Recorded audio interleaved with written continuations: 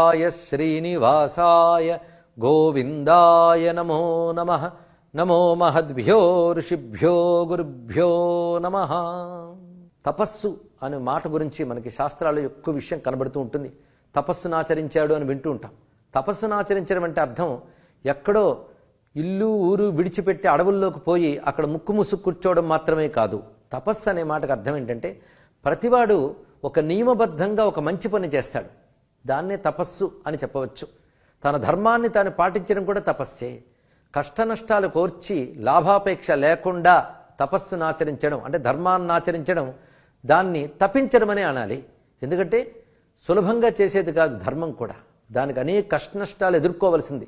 ఒక్కొక్కప్పుడు మన స్వధర్మాచరణలో ప్రలోభాలు కూడా ఎదురవుతాయి, వాటిని కూడా ఆశించకుండా ధర్మాచరణ చేయడం తపస్సే.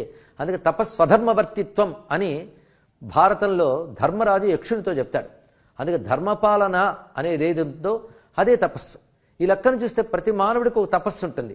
ఉదాహరణకి తాను ప్రాతకాలంలో లేవడం, ఒక దేవతారాధన చేయడం, మంత్రజపం చేయడం, నియమబద్ధంగా దేవతల్ని అర్చించిన తర్వాత తాను ఆహారాదుల్లో కూడా నియమాన్ని పాటించడం, సత్యం పలకడం, అహింసని పాటింపజేయడం, ఇలాంటివన్నీ సత్యం అనిపించుకుంటాయి. ఇవి తపస్సు సత్యం అని రెండు పేర్లతో చెప్పబడుతుంటాయి. అయితే తపస్సుకే సత్యం అని పేరు కూడా ఉన్నది. సత్యం అంటే త్రికాలాలలో నశించనిది అని అర్థం. అందుకే తపస్సు కూడా త్రికాలాల్లోనూ నశించకుండా మనల్ని కాపాడుతుంది కనుక దాన్ని సత్యమనే చెప్పవచ్చు. అయితే మనం చేసుకున్న తపస్సు ఖర్చు కాకుండా మనం చూసుకోవాలి, చాలా ప్రధానం.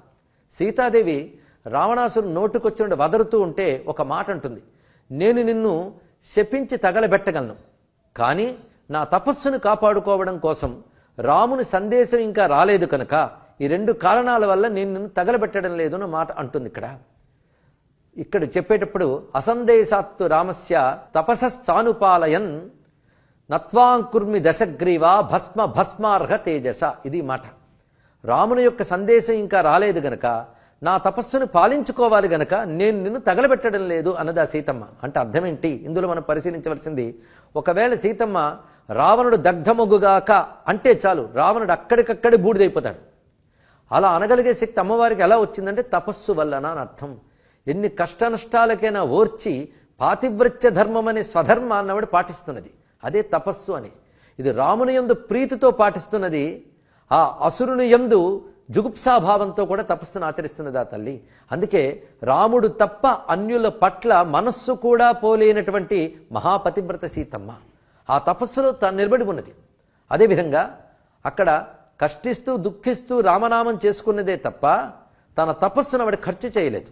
ఉదాహరణకు ఆవిడ తపశ్శక్తితో సంకల్పించుకుంటే ఆవిడ తప ప్రభావం చేత క్షణంలోనే ఆవిడ రాముడి చెంతకు వెళ్ళగలదు.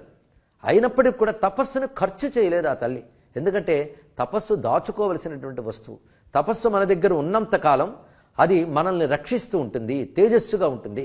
అందుకే లంకలో ఉన్న సీతమ్మ ఆ 10 నెలలు కూడా రాముని నుంచి ఎటువంటి జాడ కబురు లేకపోయినప్పటికి కూడా క్షేమంగా ఉన్నదంటే తపస్సు చేత రక్షింపబడింది.